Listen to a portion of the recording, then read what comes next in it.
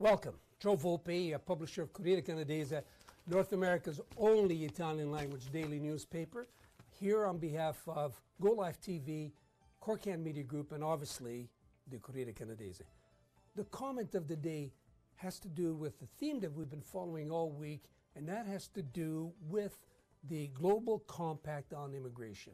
As many of you know, the Minister for Immigration, Ahmed Hussen, is right now in Morocco at Marrakesh for a photo opportunity to sign on to this Global Compact. That's the source of our comment for the day.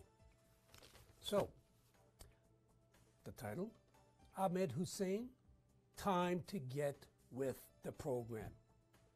One needs only to scan a list of the countries that have signed on to the Global Compact on Immigration to understand why the Trudeau government did well to affirm the Accord in Marrakesh. There you have it in the background.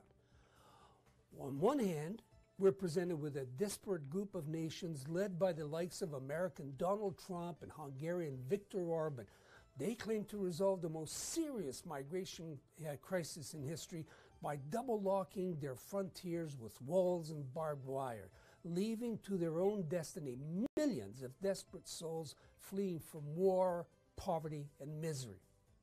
And on the other, notwithstanding their many contradictions, we find the rest of the international community ready to admit the existence of a problem and seeking out multilateral potential solutions commonly understood, collectively met, and potentially resolved. The document signed in Morocco lists and explains 23 separate guiding objectives.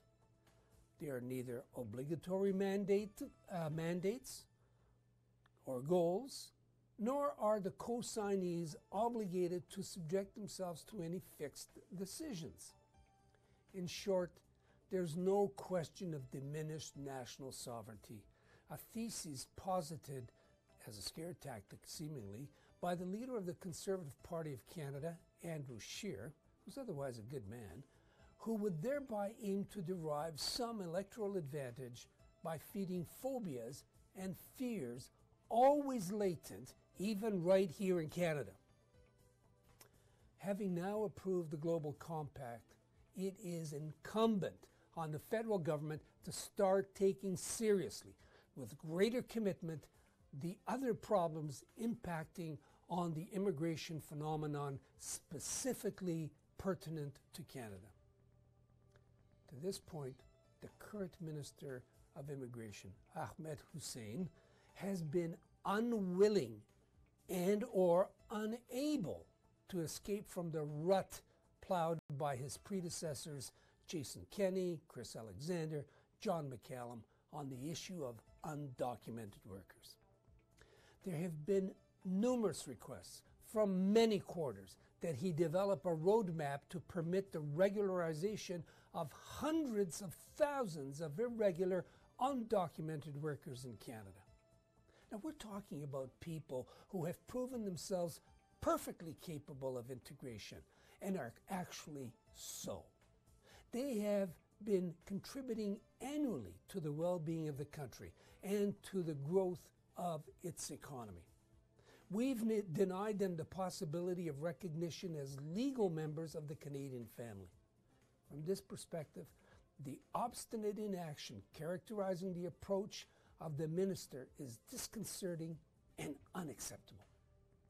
At the same time, the federal government should begin a serious examination of conscience to assess why its immigration program is still better known for its fallacies and contradictions.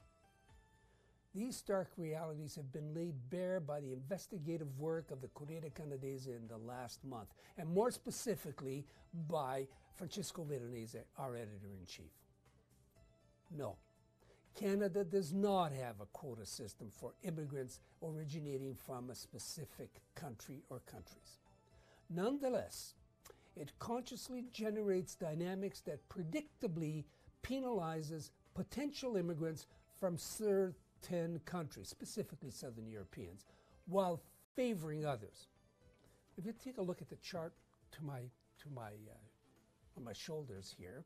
How else does one explain that in the last 5 years alone, only 4,302 Italians were granted permanent residency, while 220,000 citizens from India and 198,000 citizens from the Philippines achieved that same status? It's time Hussen showed the same commitment to addressing these inconsistencies as he has manifested for the photo op in Marrakesh. On behalf of Go Live TV, Corriere Canadese, Corriere Media Group, with special thanks to our editor-in-chief, Francisco Veronese, this is Joe Volpe, asking you to stay on for the comment in Italian and subsequently in Portuguese. Thank you for being with us.